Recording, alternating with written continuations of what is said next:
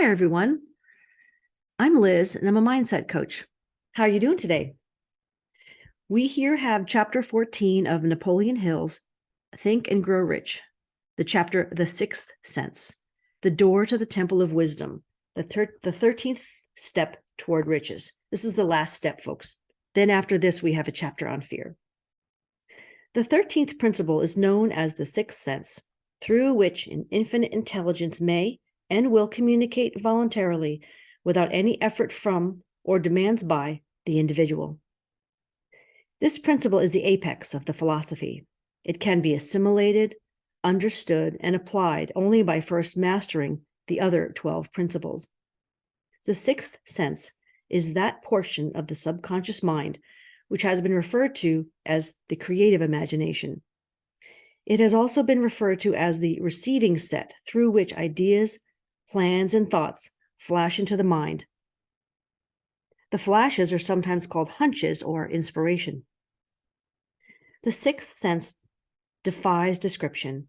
It cannot be described to a person who has not mastered the other principles of this philosophy, because such a person has no knowledge and no experience with which the sixth sense may be compared. Understanding of the sixth sense comes only by meditation through mind development from within. The sixth sense probably is the medium of contact between the finite mind of man and infinite intelligence, and for this reason, it is a mixture of both the mental and the spiritual. It is believed to be the point at which the mind of man contacts the universal mind. After you have mastered the principles described in this book, you will be prepared to accept as truth a statement which may otherwise be incredible to you, namely, through the aid of the sixth sense, you will be warned of impending dangers in time to avoid them, and notified of opportunities in time to embrace them. Let me read that again. Through the aid of the sixth sense, you will be warned of impending dangers in time to avoid them, and notified of opportunities in time to embrace them. There comes to your aid and to your bidding with the development of the sixth sense a guardian angel who will open to you at all times the door to the temple of wisdom.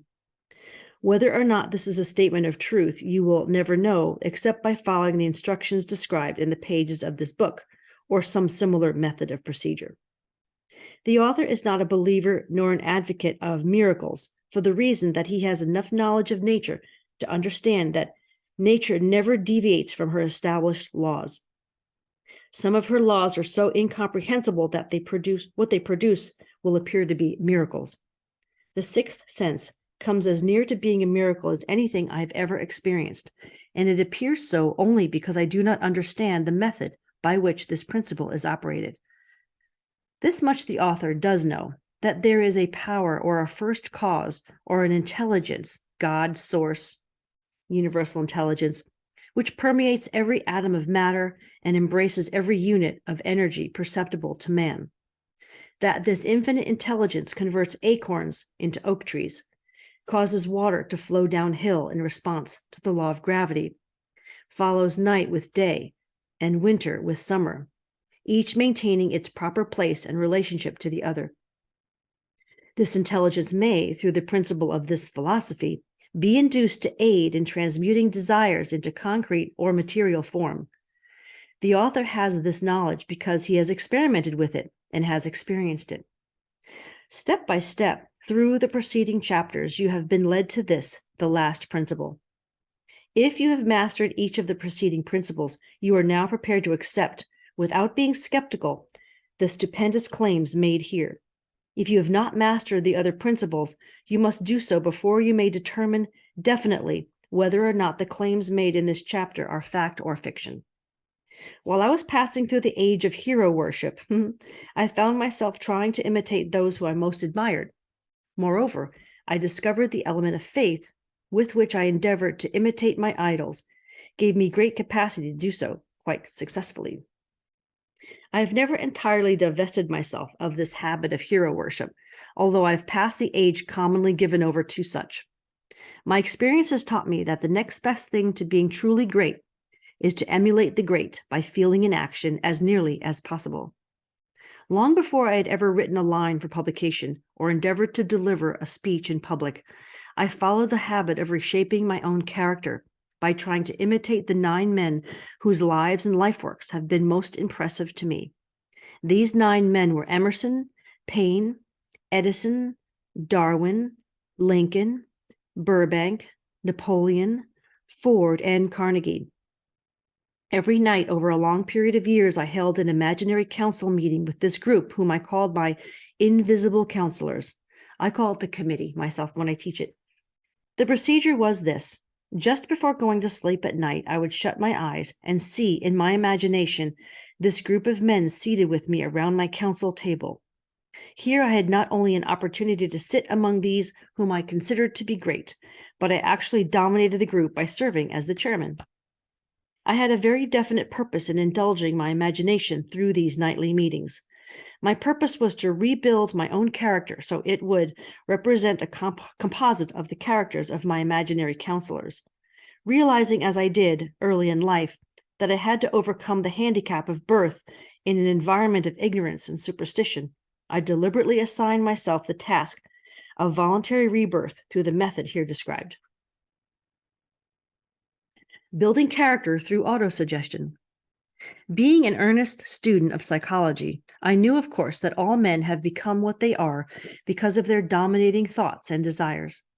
I knew that every deeply seated desire has the effect of causing one to seek outward expression through which that desire may be transmuted into reality. I knew that self-suggestion is a powerful factor in building character, that it is, in fact, the sole principle through which character is built. With this knowledge of the principle of mind operation, I was fairly well armed with the equipment needed in rebuilding my character. In these imaginary council meetings, I called on my cabinet members for the knowledge I wished each to contribute, addressing myself to each member in audible words as follows. Mr. Emerson, I desire to acquire from you the marvelous understanding of nature which distinguished your life. I ask that you make an impress upon my subconscious mind of whatever qualities you possessed which enabled you to understand and adapt yourself to the laws of nature. I ask that you assist me in reaching and drawing upon whatever sources of knowledge are available to this end. Mr. Burbank, I request that you pass on to me the knowledge which enabled you to so harmonize the laws of nature that you caused the cactus to shed its thorns and become an edible food. Give me access to the knowledge which enabled you to make 2 blades of grass grow where just but one grew before, and helped you to blend the coloring of the flowers with more splendor and harmony, for you alone have successfully gilded the lily. Napoleon, I desire to acquire from you by emulation the marvelous ability you possess to inspire men and to arouse them to greater and more determined spirit of action. Also to acquire the spirit of enduring faith which enabled you to turn defeat into victory and to surmount staggering obstacles. Emperor of fate, king of chance, man of destiny, I salute you. Mr. Paine, I desire to acquire from you the freedom of thought and the courage and clarity with which to express convictions which so distinguished you. Mr. Darwin, I wish to acquire from you the marvelous patience, the ability to study cause and effect without bias or prejudice, so exemplified by you in the field of natural science. Mr. Lincoln, I desire to build into my own character the keen sense of justice, the untiring spirit of patience, the sense of humor, the human understanding, and the tolerance which were your distinguishing characteristics. Mr. Carnegie, I am already indebted to you for my choice of life work, which has brought me great happiness and peace of mind. I wish to acquire a thorough understanding of the principles of organized effort which you used so effectively in the building of a great industrial enterprise. Mr. Ford, you have been among the most helpful of the men who have supplied much of the material essential to my work. I wish to acquire your spirit of persistence, the determination, poise, and self-confidence which have enabled you to master poverty, organize, unify, and simplify human effort, so I may help others to follow in your footsteps. Mr. Edison, I have seated you nearest to me at my right because of the personal cooperation you have given me during my research into the causes of success and failure. I wish to acquire from you the marvelous spirit of faith with which you have uncovered so many of nature's secrets, the spirit of unremitting toil with which you have so often wrested victory from defeat. My method of addressing the members of the imaginary cabinet would vary according to the traits of character in which I was, for the moment, most interested in acquiring. I studied the records of their lives with painstaking care. After some months of this nightly procedure, I was astounded by the discovery that these imaginary figures became apparently real. Each of these 9 men developed individual characteristics, which had surprised me. For example, Lincoln developed the habit of always being late, then walking around in a solemn parade. When he came, he walked very slowly, with his hands clasped behind him, and once in a while he would stop as he passed and rest his hand momentarily upon my shoulder. He always wore an expression of seriousness upon his face. Rarely did I see him smile. The cares of a sundered nation made him grave. That was not true of the others. Burbank and Payne often indulged in witty repartee, which seemed at times to shock the other members of the cabinet. One night, Payne suggested that I prepare a lecture on the age of reason and deliver it from the pulpit of a church that I formerly attended. Many around the table laughed heartily at the suggestion. Not Napoleon. He drew his mouth down at the corners and groaned so loudly that all turned and looked at him with amazement. To him, the church was but a pawn of the state, not to be reformed, but to be used as a convenient inciter to mass activity by the people. On one occasion, Burbank was late. When he came, he was excited with enthusiasm, and he explained that he had been late because of an experiment he was making through which he hoped to make some apples grow on any sort of tree. Payne chided him by reminding him that it was an apple which started all the trouble between man and woman. Darwin chuckled heartily as he suggested that Payne should watch out for little serpents when he went into the forest to gather apples, as they had the habit of growing into big snakes. Emerson observed, "No serpents, no apples," and Napoleon remarked, "No apples, no state." Lincoln developed the habit of always being the last one to leave the table after each meeting. On one occasion, he leaned across the end of the table, his arms folded, and remained in that position for many minutes. I made no attempt to disturb him. Finally, he lifted his head slowly, got up and walked to the door, and then turned around, came back, and he laid his hand on my shoulder and said, "My boy, you will need much courage if you remain steadfast in carrying out your purpose in life. But remember, when difficulties overtake you, the common people have common sense. Adversity will develop it." One evening, Edison arrived ahead of all the others. He walked over and seated himself at my left, where Emerson was accustomed to sit, and said, "You are destined to witness the discovery of the secret of life. When the time comes, you will observe that life consists of great swarms of energy or entities, each as intelligent as human beings, thinking themselves to be. These units of life group together like hives of bees and remain together until they disintegrate through lack of harmony. These units have differences of opinion, the same as human beings, and often fight among themselves. These meetings which you are conducting will be very helpful to you. They will bring to your rescue some of the same units of life which served the members of your cabinet during their lives. These units are eternal. They never die.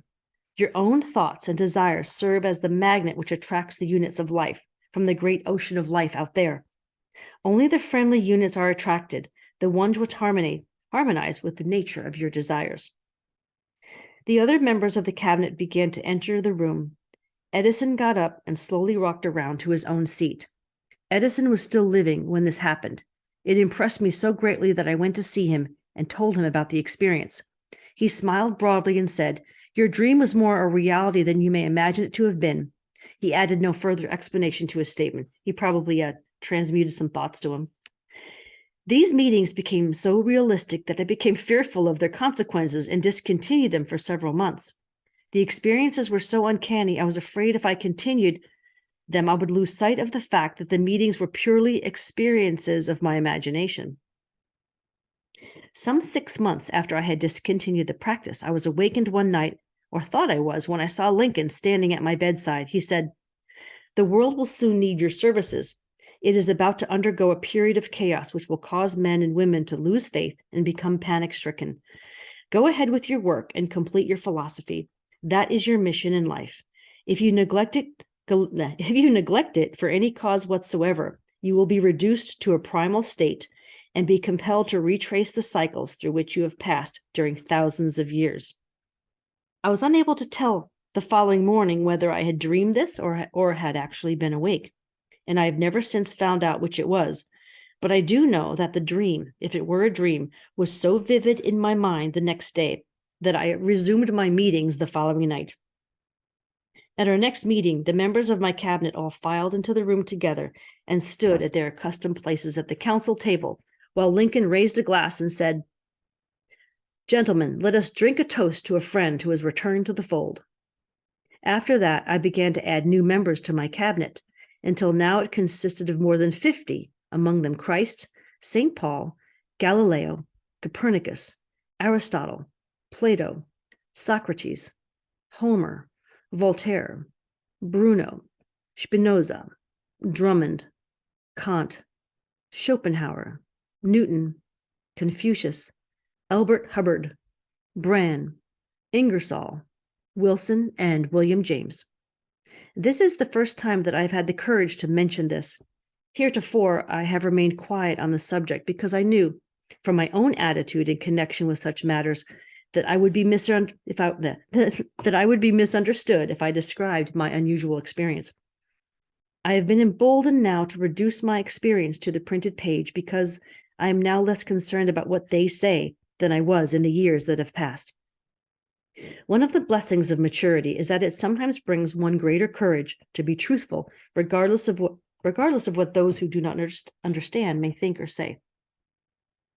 Lest I be misunderstood, I wish here to state most emphatically that I still regard my cabinet meetings as being purely imaginary, but I feel entitled to suggest that, while the members of my cabinet may be purely fictional and the meetings existent only in my own imagination, that they have led me into glorious paths of adventure, rekindled in an appreciation of true greatness, encouraged creative endeavor, and emboldened the expression of honest thought. Somewhere in the cell structure of the brain is located an organ which receives vibrations of thought, ordinarily called hunches. So far, science has not discovered where this organ of sixth sense is located, but it is not important. Probably the pineal gland and third eye, Ajna chakra. The fact remains that human beings do receive accurate knowledge through sources other than the physical senses. Such knowledge generally is received when the mind is under the influence of extraordinary stimulation. Any emergency which arouses the emotions and causes the heart to beat more rapidly than normal may, and generally does, bring the sixth sense into action. Anyone who has experienced a near accident while driving knows that on such occasions, the sixth sense often comes to one's rescue and aids by a split second in avoiding the accident. This happened to me a year ago. These facts are mentioned preliminarily to a statement of fact which I shall now make, namely, that during my meetings with the invisible counselors, I find my mind most receptive to ideas, thoughts, and knowledge which reach me through the sixth sense. I can truthfully say that I owe entirely to my invisible counselors full credit for such ideas, facts, or knowledge as I received through inspiration. On scores of occasions, when I have faced emergencies, some of them so grave that my life was in jeopardy, I have been miraculously guided past these difficulties through the influence of my invisible counselors. My original purpose in conducting council meetings with imaginary beings was solely that of impressing my own subconscious mind through the principle of autosuggestion with certain characteristics which I desired to acquire. In more recent years, my experimentation has taken on an entirely different trend. I now go to my imaginary counselors with every difficult problem which confronts me and my clients. The results are often astonishing, although I do not depend entirely on this form of counsel. You, of course, have recognized that this chapter covers a subject with which a majority of people are not familiar. The sixth sense is a subject which will be of great interest and benefit to the person whose aim is to accumulate vast wealth, but it need not claim the attention of those whose desires are more modest. Henry Ford undoubtedly understands and makes practical use of the sixth sense. His vast business and financial operations make it necessary for him to understand and use this principle. The late Thomas A. Edison understood and used the sixth sense in connection with the development of inventions, especially those involving basic patents, in connection with which he had no human experience and no accumulated knowledge to guide him, as was the case while he was working on the talking machine and the moving picture machine. Nearly all great leaders, such as Napoleon, Bismarck, Joan of Arc, Christ, Buddha, Confucius, and Muhammad, understood and probably made use of the sixth sense almost continuously. The major portion of their greatness consisted of their knowledge of this principle. The sixth sense is not something that one can take off and put on at will. Ability to use this great power comes slowly through application of the other principles outlined in this book. Seldom does any individual come into working knowledge of the sixth sense before the age of 40. More often, the knowledge is not available until one is well past 50, and this for the reason that the spiritual forces with which the sixth sense is so closely related do not mature and become usable except through years of meditation, self-examination, and serious thought. No matter who you are or what may have been your purpose in reading this book, you can profit by it without understanding the principle described in this chapter. This is especially true if your major purpose is that of accumulation of money or other material things. The chapter on the sixth sense was included because the book is designed for the purpose of presenting a complete philosophy by which individuals may unerringly guide themselves in attaining whatever they ask of life. The starting point of all achievement is desire. The finishing point is that brand of knowledge which leads to understanding of self, understanding of others, understanding of the laws of nature, and recognition and understanding of happiness. This sort of understanding comes in its fullness only through familiarity with, and the use of the principle of the sixth sense. Hence, that principle had to be included as part of this philosophy for the benefit of those who demand more than money. Having read the chapter, you must have observed that while reading it, you were lifted to a higher level of mental stimulation. Splendid. Come back to this again in a month from now. Read it once more and observe that your mind will soar to a still higher level of stimulation. Repeat this experience from time to time, giving no concern as to how much or how little you learn at the time, and eventually you will find yourself in possession of a power that will enable you to throw off discouragement, master fear, overcome procrastination, and draw freely upon your imagination. Then you will have felt the touch of that unknown something which has become the moving spirit of every truly great thinker, leader, artist, musician, writer, and statesman. Then you will be in position to transmute your desires into their physical or financial counterpart as easily as you may lay down and quit at the first sign of opposition. Faith versus fear. Previous chapters have described how to develop faith through autosuggestion, desire, and the subconscious. The next chapter presents detailed instructions for the mastery of fear. Here will be found a full description of the 6 fears which are the cause of all discouragement, timidity, procrastination, indifference, indecision, and the lack of ambition, self-reliance, initiative, self-control, and enthusiasm. Excuse me. Search yourself carefully as you study these 6 enemies, as they may exist only in your subconscious mind, where their presence will be hard to detect. Remember, too, as you analyze the 6 ghosts of fear, that they are nothing but ghosts because they exist only in one's mind. Remember also that ghosts, creations of uncontrolled imagination, have caused most of the damage people have done to their own minds. Therefore, ghosts can be as dangerous as if they had lived and walked on the earth in physical bodies. The ghost of the fear of poverty, which seized the minds of millions of people in 1929, was so real that it caused the worst business depression this country has ever known. Moreover, this particular ghost still frightens some of us out of our wits. Take care, and I'll talk to you soon. You can reach me at intuitiveconsulting@protonmail.com. That's intuitiveconsulting, all one word, @protonmail.com. Blessings.